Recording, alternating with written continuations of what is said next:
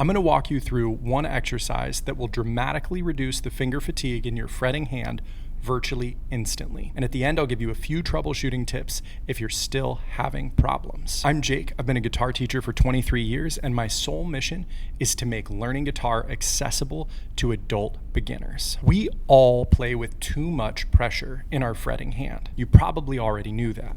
And if you didn't, now you do. So, how do we fix it? Well, you can think about how much pressure you're using as you're playing your normal songs and exercises. And that's what I did for about 10 years. And it'll help, but it's the slow lane to fixing the problem. So instead, let's use this exercise to get on the bullet train to a relaxed fretting hand. What you're gonna do is you're gonna pick a string and a fret. I like 3rd string, 3rd fret.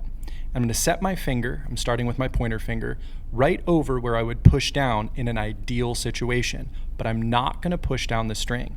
I'm just gonna gently let my pointer finger touch the string, so when I pluck it, I get a thunk. Here's the key. We're gonna slowly apply pressure to our fretting hand index finger while we pluck with our right hand. And as soon as we get a clean, clear note, we stop adding pressure. This is the maximum amount of pressure we need to play notes on the guitar. If you did this exercise correctly, you should feel shocked at how little pressure you need to get clean, clear notes. What happens is when we're learning chords, we tend to squeeze harder to try to get the notes to ring out. And when we squeeze, our hand ends up rolling up into a better position. We think that the squeezing made the chord sound good. The better position is what really makes that chord clean. So we want to get rid of the squeeze and instead work on being on the tip top of our fingers, nice and rounded, so that each string will ring out nice and clearly. If this exercise was not easy for you, and you weren't surprised by how little pressure you needed to make a clean, clear note, you likely have one of two different problems. First, your finger was in a poor position. You might have been on the pad of your finger, you might have been on the side of your finger, but you weren't on the tip top of your finger.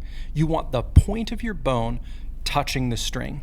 You also want to be as close to the fret as you can, as close to the body of the guitar as you can, without actually touching the metal of the fret, so just behind it. The second potential issue is a gear issue. Your guitar may need a proper setup.